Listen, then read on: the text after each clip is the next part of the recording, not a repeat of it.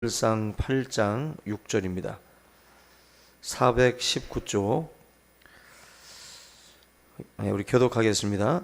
우리에게 왕을 주어 우리를 다스리게 하라 했을 때에 사무엘이 그것을 기뻐하지 아니하여 여호와께 기도하매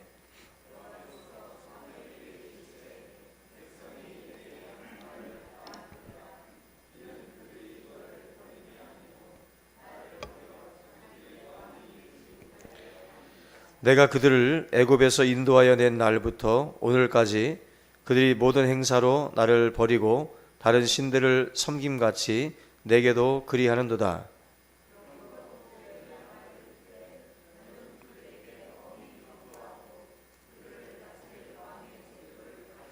사무엘이 왕을 요구하는 백성에게 여호와의 모든 말씀을 말하여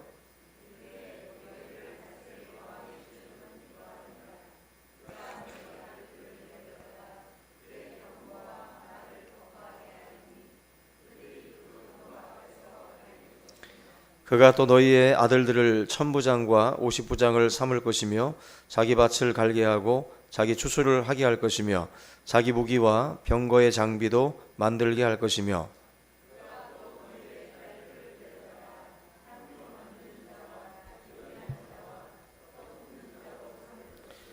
그가 또 너희의 밭과 포도원과 감람원에서 제일 좋은 것을 가져다가 자기의 신하들에게 줄 것이며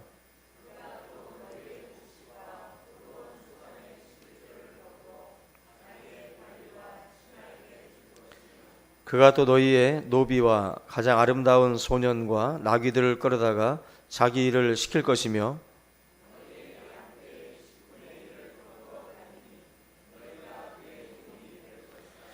그날에 너희는 너희가 택한 왕으로 말미암아 부르짖되 그날에 여호와께서 너희에게 응답하지 아니하시리라 하니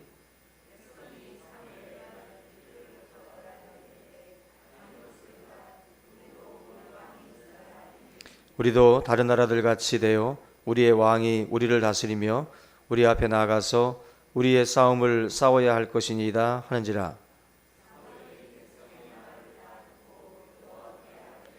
여호와께서 사무엘에게 이르시되 그들의 말을 들어 왕을 세우라 하시니 사무엘이 이스라엘 사람들에게 이르되 너희는 각기 성읍으로 돌아가라 하니라. 아멘. 예, 우리 옆에 계신 분들과 주의 이름으로 우리 사랑합니다. 한번 인사 나누겠습니다. 예, 볼륨 조금만 더 올려주세요. 예, 오늘 지난주에 이어서 우리 왕을 요구하는 이스라엘 백성들을 좀 같이 살펴보도록 하겠습니다. 지난 시간에 사무엘이 늙은 그 장면을 우리가 좀 오랫동안 좀 생각을 해봤는데요. 사무엘은 그 겉으로 드러난 리더십이고 실제적인 리더는 하나님이십니다. 하나님이 사무엘을 통해서 이스라엘을 인도하신 건데 사무엘이 늙으니까 늙은 사무엘을 보면서 하나님도 늙어가고 또 하나님의 존재도 희미해져가는 그런 느낌들을 이스라엘 백성들이 받은 거예요. 그래서 사무엘이 저 모양이 됐으니까 우리한테 왕을 세워달라. 이방 나라들이 하고 있는 그 왕의 제도를 가져와라. 그 요구를 지금 이스라엘 백성들이 지금 하고 있습니다. 오늘 말씀을 보게 되면 이스라엘 장로들이 사무엘에게 왕을 요구하는 이유가 겉으로는 이제 사무엘의 아들들의 그 타락 그리고 사무엘의 그 늙음 이것이 어떻게 보면 이제 원인이긴 하지만 실질적인 이유가 될 수가 없고 결국 하나님께서 사사를 대리자로 세웠으면 사무엘이 늙고 사무엘이 병들고 사무엘이 무너지면 또 다른 사사를 세우시는 것이 하나님의 법칙이고 또 하나님이 그렇게 이스라엘 백성들을 인도할 텐데 그런 방식으로 이스라엘 백성들이 나가질 않고 엉뚱하게 지금 이방인들이 사용하고 있는 그 왕의 제도를 요구하고 있다라는 것입니다. 사무엘이 지금 오늘 말씀 보시면 굉장히 불쾌하게 생각을 하죠. 6절 말씀 보면은 우리에게 왕을 주어 우리를 다스리게 하라 했을 때에 사무엘이 그것을 기뻐하지 아니했다. 사무엘이 굉장히 언짢은 거죠. 지금 백성들이 하고 있는 그 요구에 대해서 뭔가 평생을 이스라엘 백성들을 위해서 헌신해 왔고 또 하나님을 대리해서 이스라엘 백성들을 끌고 왔는데 지금 갑작스럽게 왕의 제도를 요구하니까 기뻐하지 않고 있어요. 하나님이 어떻게 보면 중심에서 이제 밀려나는 거죠. 하나님을 중심에 두었던 이스라엘인데 그 자리를 이제 밀어내고 그 중앙에 왕을 세우겠다라는 거죠.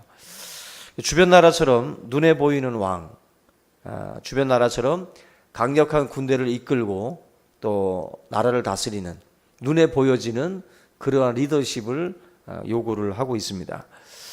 근데 지금 하나님께서 뭐라고 말씀하냐면은 너를 버린 게 아니라 나를 버린 것이다 라고 말씀을 해요. 사무엘 너를 버린 게 아니라 실제적으로 나를 버렸다. 하나님은 큰 그림을 보시는 거죠. 백성들이 지금 마치 그냥 단순히 사람을 교체하자 제도를 바꾸자라는 차원으로 이렇게 접근하는 것 같이 보이지만 실제적으로는 하나님을 지금 배제시키는 접근이라는 거죠. 우리 인간적으로 보면은 그럴듯한 포장을 해서 마치 하나님을 우리가 믿고 하나님을 따르는 것처럼 보이긴 하지만 지금 이스라엘 백성들이 보여주는 것처럼 단순히 그 제도의 문제가 아니라 이거는 하나님을 중심에서 밀어내는 것이다 라고 분명히 하나님이 보고 있어요. 이제 중심을 안 거죠. 백성들의 그 마음의 중심이 지금 어디에 있는지를 분명히 알고 이 말씀을 지금 하고 있는 겁니다. 그래서 지금 그 본문에 보면은 이제 그 10절부터 나와 있는 내용이 뭐냐면은 이스라엘 백성들이 요구하는 왕이라고 하는 제도가 어떤 제도인지를 알고 얘기하는 것이냐는 거예요. 너희들이 지금 요구하고 있는 이 왕의 제도가 어떤 건지를 좀 이제 자세하게 사무엘을 통해서 설명을 좀 해주라는 겁니다. 이들이 지금 뭘 알지도 못하고 남의 집 잔디가 더 푸르게 보인다고 이 왕의 제도를 이렇게 바깥에서 볼 때는 그럴듯해 보이니까 지금 그걸 요구하고 있는데 하나님은 너희들이 지금 요구하고 있는 왕의 제도가 어떤 건지 분명히 한번 잘 설명을 해서 백성들이 알도록 그렇게 이야기를 해주라는 겁니다. 그래서 지금 어떻게 보면 이상적인 그림만을 그리고 있는 거예요.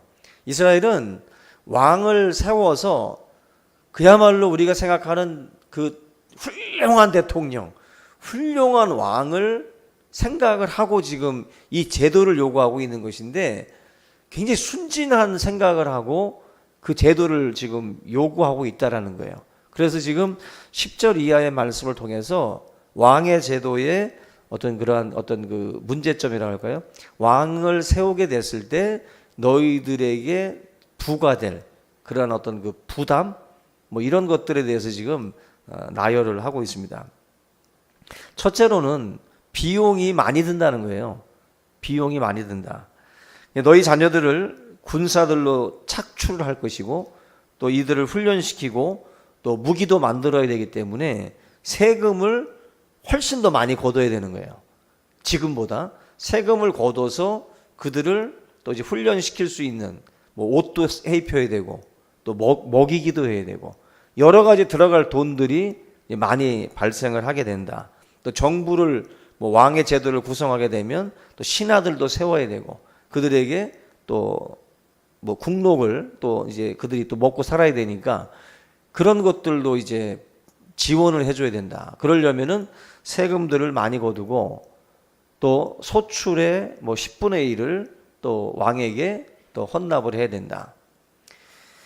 왕의 종이 되기도 하고 왕을 세우게 됐을 때 이러저러한 일들이 많이 발생을 하고 가장 큰 문제는 뭐냐면은 너희들이 요구하는 왕이 만약에 잘못됐을 때 그 왕이 불의한 왕이었을 때 이 왕을 놔두고 니네들이 부르짖어도 구원해 줄 자가 없다는 거죠. 그 불의한 왕이 죽기 전까지는 그 불의한 왕의 손아귀에서 벗어날 길이 없다. 이러저러한 그 문제점을 지금 계속 말씀을 하고 있는 거예요. 하나님이 왕의 자리에서 물러남으로 인해서 너희들에게 발생될 지출이 이렇다는 거죠. 그냥 지금은 당장은 왕의 제도를 끌고 오면 자기들에게 굉장한 유익이 있을 줄 알고 지금 이 얘기를 하고 있는 것인데 실제적으로는 이러한 마이너스의 어떤 그런 현상들이 너희들의 삶 가운데에 나타나게 된다. 이걸 지금 구구절절하게 지금 말씀을 하고 있어요. 우리가 사실은 이걸 우리가 많이 놓쳐요. 하나님이 내 삶의 왕이 되심으로 해서 나에게 주어지는 유익이 있고 또 뭐랄까요, 손해도 있고 우리가 감당해야 될 고난도 있겠지만 내 삶에 하나님이 왕 되심으로 해서 우리가 알게 모르게 얻어지는 유익들이 참 많습니다. 근데 그것을 계산하지 않고 주신 복들을 사실은 헤아리질 못하는 거예요. 지금 우리가 이 속에 있을 때에는 그 은혜를 헤아리지 못해요. 그런데 거기서 벗어났을 때 하나님으로부터 내가 받아 누리던 삶이라는 것이 얼마나 은혜롭고 풍성한 삶이었는지를 그때 사실 우리가 이제 깨닫게 되는 거죠. 왕이라고 하는 제도를 가지고 왔을 때 가나안 땅에서 이스라엘 백성들이 하나님이 왕이 되셔서 끌고 나갔을 때와 이스라엘 백성들이 왕을 세워서 그 유지를 해 나갔던 그 기간 동안 백성들의 행복 수치를 지수를 한번 비교해 보면 그렇게 불평불만을 가졌던 그 가나안 땅에 있었을 때가 아마 행복 지수가 더 높을 거예요. 이스라엘은 그 열왕기라든지 역대기를 보게 되면 왕들이 다 그 칼에 의해서 다 이 쿠데타가 일어납니다. 쿠데타를 통해서 왕이 바뀌어요. 계속 죽이는 식으로. 그만큼 나라 자체가 굉장히 불안했고 문제들이 굉장히 많아 있었다는 거예요. 결국 하나님께서 왕이라고 하는 이 제도를 이야기했을 때 계속해서 뭔가 백성들로 하여금 그걸 막으려고 했던 것이 이 왕의 제도 자체는 어떻게 보면은 괜찮아요. 제도는 괜찮습니다. 그런데 인간이 문제인 거예요. 인간이. 지금도 다 그렇습니다. 지금도 사실은 제도가 문제가 아니라 그거를 주무르는 사람이 문제예요. 사람이. 어떤 것을 만들어 놔도 꼭 그 속에는 악이 함께 자랍니다. 희한하게도. 그죠?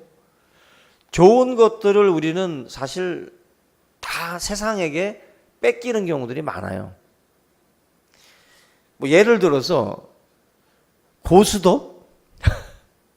고스톱을 만약에 그냥 가족끼리 도박을 안 하고 그냥 친다고 생각을 해보세요. 정말 돈 안 걸고. 그러면은 그게 뭐가 나빠요? 그죠? 전혀 나쁠 게 없는 거예요.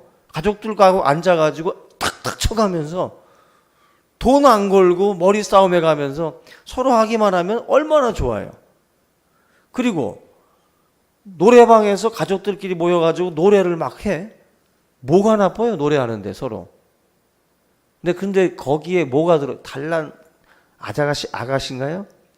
도우미 언니들 불러서 못된 짓들 하고 돈 걸어서 도박하고 꼭 보면 얼마든지 아름답게 레크레이션으로 할 수 있고 우리가 즐기는 레크레이션들도 돈만 걸면 도박되는 거예요. 사실은 그 뭐예요? 우리 그 탑 쌓는 거 있었잖아요. 그 나무 쌓는 거. 그것도 빨리 하는 놈이 100만 원 가져간다고 하면 그거 다 도박되는 거예요. 그죠? 뭐든지 하는 사람이 문제가 많아요.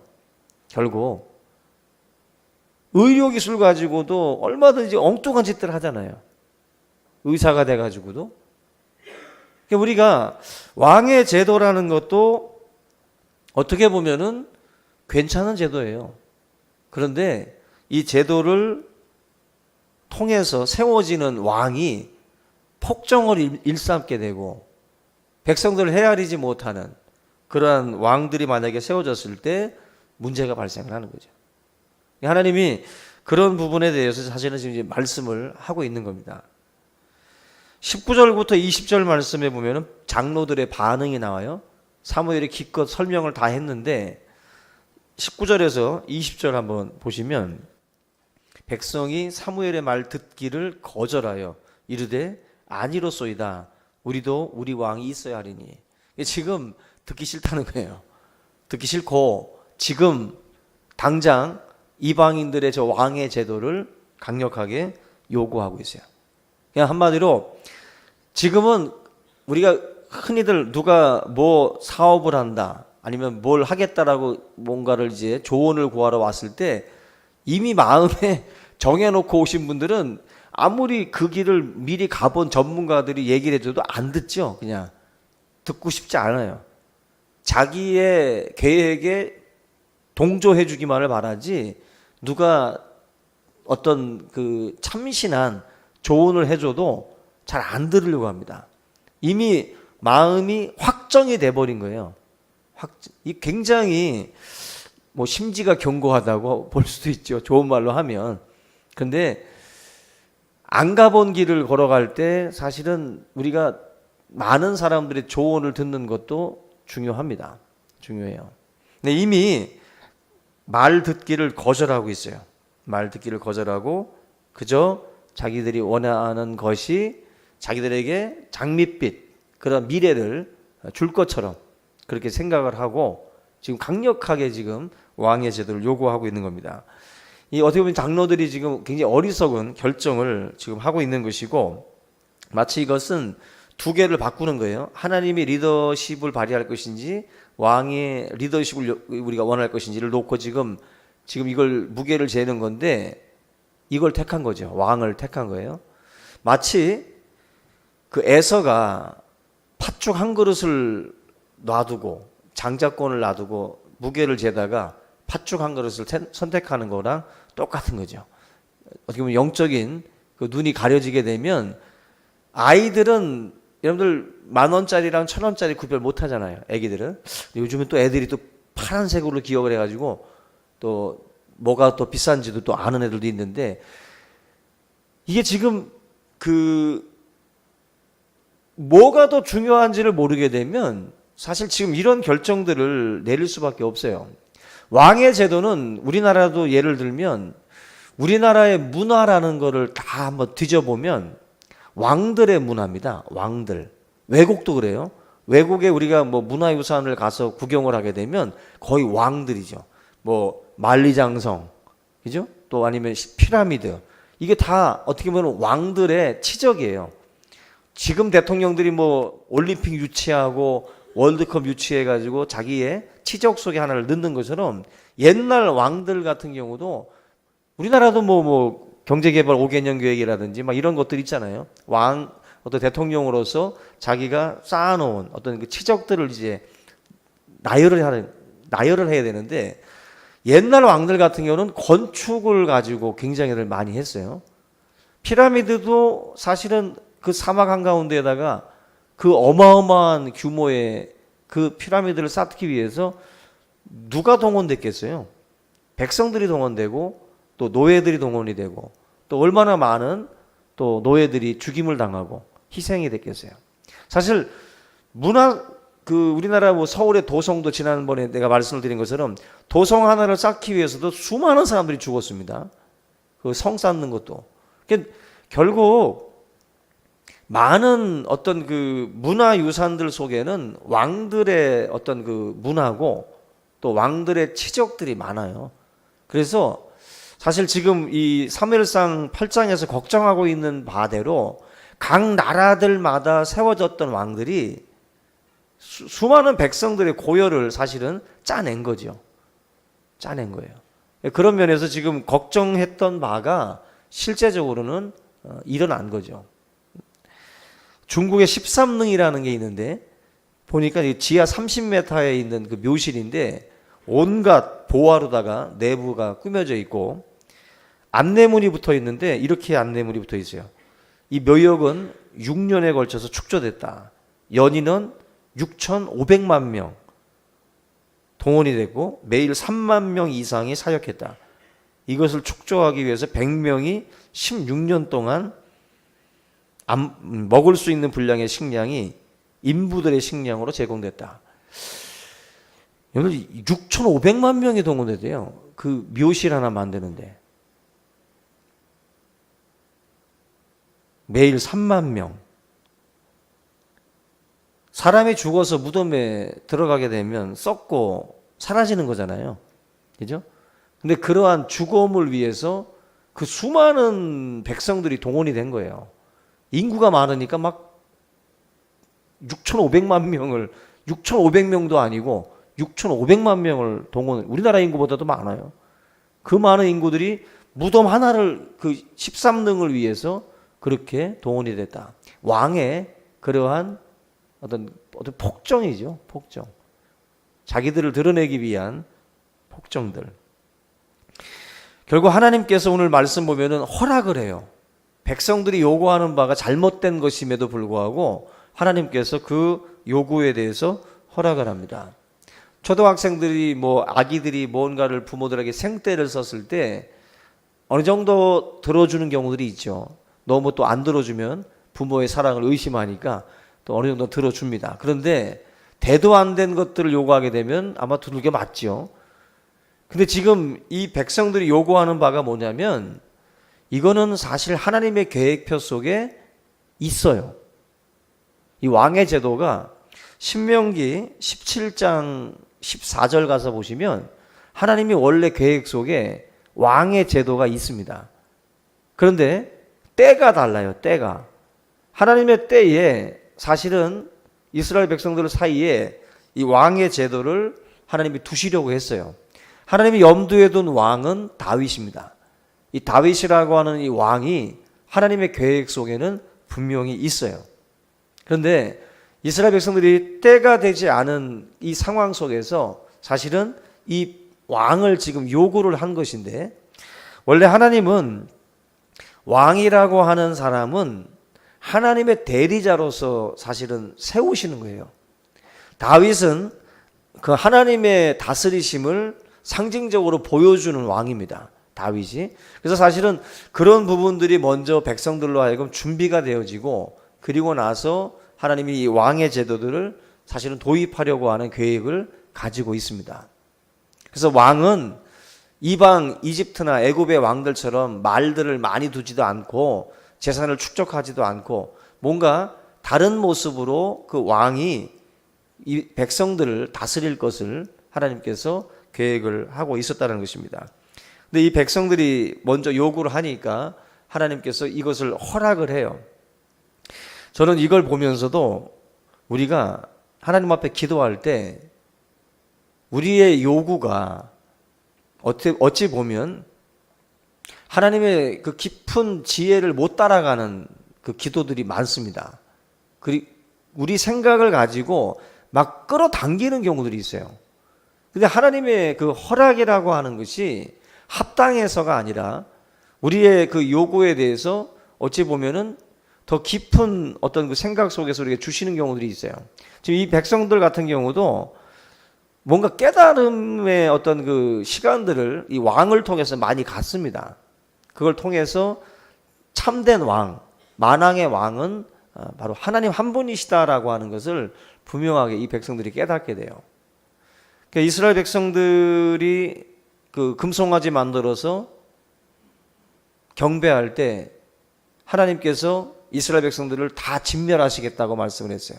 모세 가족들만 남겨놓고, 그때 모세가 하나님보다 더 인자한 척하면서 중보 기도를 하죠. 그러면서 이 백성들 살려달라고. 근데 나중에 금송아지 만든 걸 직접 목격하고 나서는 그 십계명 돌판 갈아서 다 마시게 해버리고 하나님보다 더 분노하죠, 모세가. 결국 하나님은 그 중보 기도를 듣고 이스라엘 백성들을 한 번 더 살려주시고 기회를 줘요. 근데 멀지 않은 장래에 이스라엘 백성은 하나님의 마음을 또 아프게 하고 결과적으로는 가나안 땅에 못 들어갑니다. 20세 이하의 모든 사람들이 남겨놓고. 우리가 이런 걸 보면 우리의 기도는 어찌 보면 하나님의 뜻을 찾아가는 기도들이 돼야 돼요. 하나님의 뜻을 찾아가는 기도가, 우리의 것을 요구하는 기도가 아니라 하나님의 뜻을 찾는 기도가 돼야지, 내 감정과 내 느낌으로 막 우리가 어떤 것을 끌고 나가는 게 아니라 하나님의 뜻이 어디에 있는지를 물어가는 기도. 지금 오늘 이 본문도 결국 이 백성들의 요구에 하나님이 응답하지만 결국 그것이 그들에게 유익이 되지 않는다라는 것을 뼈저리게 느끼죠. 뼈저리게 느낍니다. 예수님은 하나님과 재물을 겸하여 섬길 수 없다 그랬어요. 재물이 왕의 자리에 오면 하나님은 뒷전으로 밀려나는 것이고, 하나님이 중심에 오시면 재물은 뒷전으로 밀려나는 거예요. 두 주인을 섬길 수 없어요. 다시 말하면 왕은 하나님이 되든지 재물이 되든지 둘 중에 하나인 거예요. 저와 여러분들의 삶 가운데에 하나님의 그 자리가 그 중심에 있지 않고, 우리들도 어떻게 보면 자꾸 그 자리를 다른 것으로 자꾸 채우고자 하는 유혹들이 많이 있습니다. 여러분들, 여호와는 나의 목자시니 내게 부족함이 없으리로다. 이게 뭐예요? 당신이 나의 삶의 왕이 되실 때 나는 부족함이 없습니다라는 거죠. 근데 우리 신앙인들이 보면은 여호와가 나의 목자이기 때문에 내가 부족함을 느낍니다. 이거 아니에요? 예수를 믿음으로 해서 내가 항상 부족합니다. 항상 뭔가 어렵습니다. 이런 생각들을 많이 하죠. 다윗의 고백은 여호와가 나의 목자이기 때문에 그 주변에 지금 뭘 다 채워줘서 부족함이 없다가 아니에요.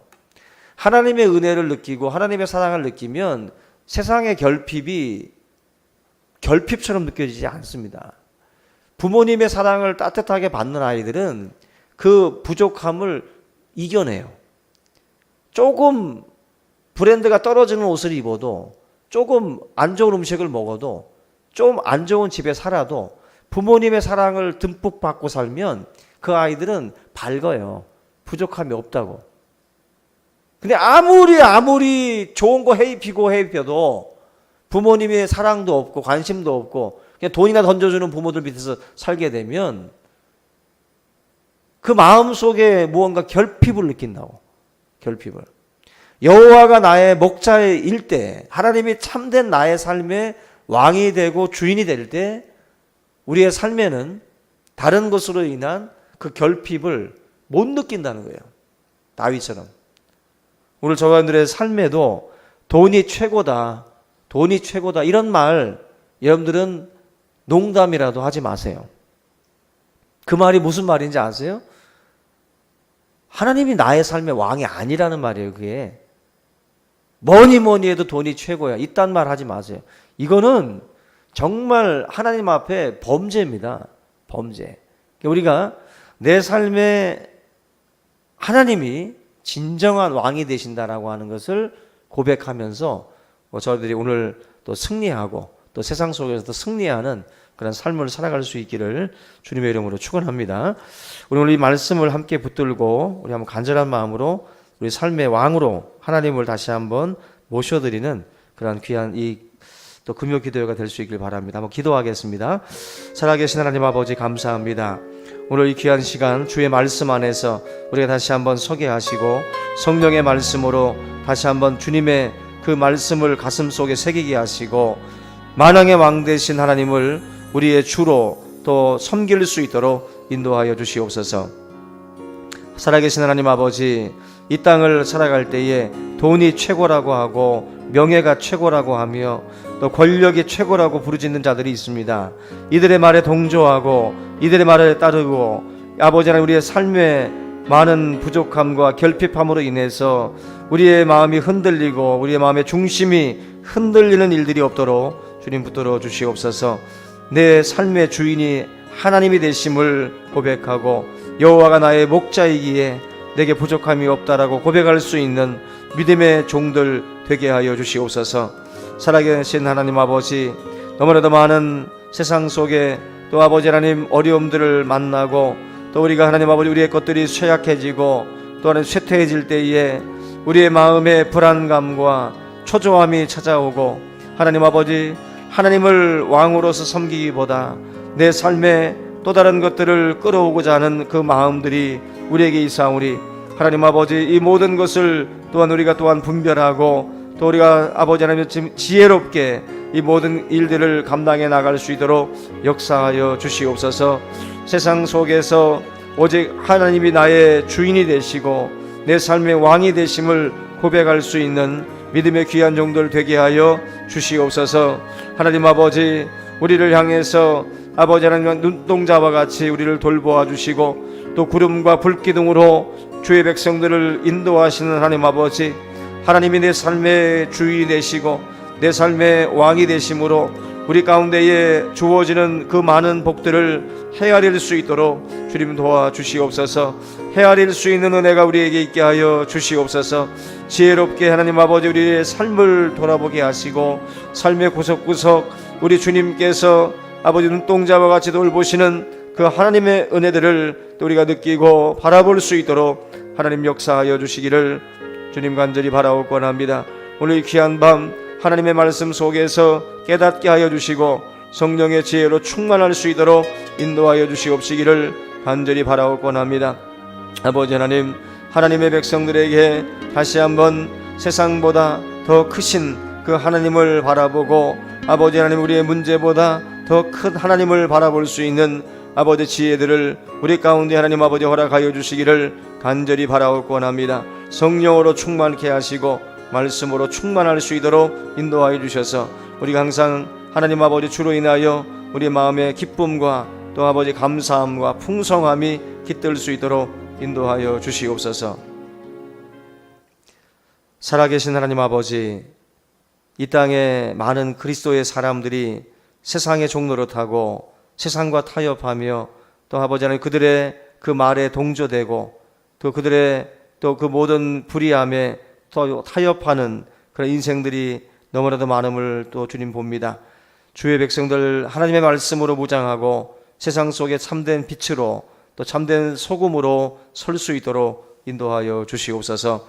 세상보다 크신 이가 하나님이심을 또 우리가 깨닫게 하시고 만왕의 왕 되신 그 하나님을 바라보며 믿음 안에서 승리할 수 있도록 도와주시옵소서. 하나님 아버지, 내 마음의 중심에 무엇이 들어와 있는지를 깨닫게 하시고 분별케 하여 주셔서 하나님께서 그 자리에 앉아 있지 아니하고 세상의 물질과 세상의 권력과 명예가 내 마음의 중심에 있다면 오늘 이 밤 이 모든 것들을 다 물리치게 하시고 오직 주 예수 그리스도를 내 삶의 주인으로 왕으로 또 아버지 우리가 모실 수 있는 그런 귀한 시간 될 수 있도록 함께하여 주시옵소서.